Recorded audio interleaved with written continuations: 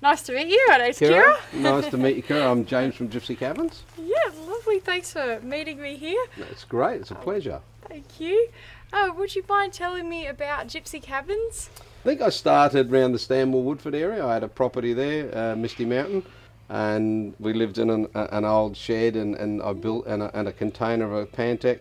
And in that time, in 5 years, I built a home. They had beautiful beds built up into the rafters. There was trees running up through the middle. Oh, that sounds gorgeous. And I just got such a taste for what I could do with timber. Yeah. So I built a cabin on the front street, and everybody in the street kept pulling up going, "My God, can you build me one of them?" And by then I met my beautiful new wife, and I started building cabins. Yeah. Wow, that's fantastic. And so you do everything yourself from scratch? We do. I have a few people working for me. I don't lay every bit of timber, but it was my passion. Then I started building. I thought, well, now I can get really inventive, and every cabin's different. So every cabin I build, some will be 20%, 50%, right up to 90% of recycled materials. I use as much of the materials that I can, even down to your cladding offcuts of timber. What can I do with them? Cut them all up, and because you have to seal behind them so the water don't get in through to the building, we fibro behind, seal them so they're like triple, the walls like this thick. Wow. So which is a great idea, and it looks quite nice. This one's actually going to another property. I'm keeping this. Yep. It's all going to be black Japan over the top of it, but this is quite nice inside, as you'll see when you look through. Yeah, Come inside and have a look. It's got a lot of modern and old. You have a tree running through the middle, you have a spa bath, you have a fire, you have your own toilet and shower. Laying back in bed here, fire going if you want to have a spa. If you've got a nice view out the windows, it'd be lovely. And this is probably 50% recycled, as in the trees, the ceilings, the floors, the windows. This was built to be a bit more modern, but with a lot of recycled as well. So probably 50%, So yeah, this is all hand-built kitchen. Oh, that roll! Oh my God! And they look great. Everybody comes in and goes, "Oh wow, those doors look good." Wow, that's beautiful. Yeah, double walk-in shower. Wowee. For the average person, James, that wants to just have a tiny home, say 2-bedroom, how much would they be looking at roughly? Look, right down to, I'm building 2 for a lady for 2 of her children up at Gympie at the moment on my other block, and they're about 30,000 each, and they're a 5.8 by 3.5 with 1.8 of as a veranda, and we've used tree posts up as posts on the front verandas, and there's enough room there for a bedroom, a little 2-seater lounge, and maybe a little kitchenette type thing in the corner. But they haven't got them. They don't want them because they're going to eat out somewhere else at the house.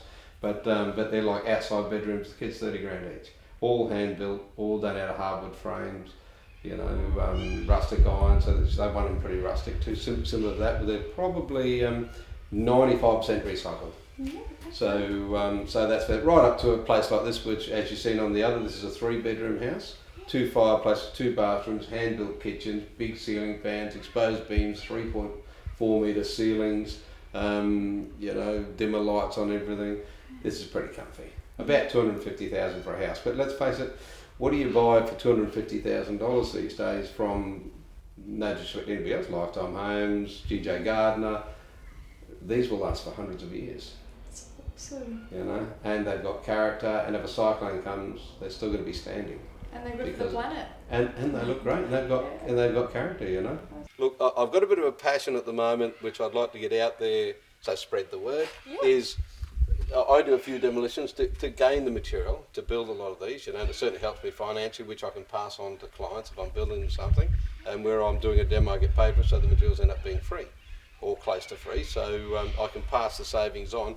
Because for me to go to a demolition company and buy materials, they're quite expensive. And at the moment, because of the smash and grab, which I call smash and grab, which is demolition companies that go in and take an excavator and a big truck, and they just go smash, smash, smash, put it in a truck, take it to the tip, and they bury it. So they waste everything. All gone, because they can do it for 15 grand instead of 19.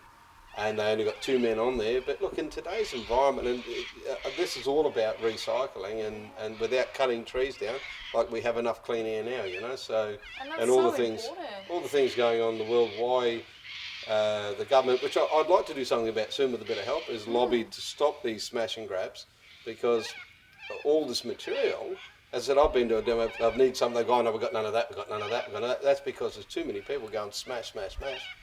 And dumping houses under the ground. All this, and when you walk through and see what I can do with that, you think, my God, why are you smashing all that material? What a waste! Yeah, wasting and what a terrible thing to do now to the environment with everything going on in the world. Yeah. It shouldn't be happening. I mean, every little bit of it might make a tiny difference, but every tiny difference makes a difference. Absolutely.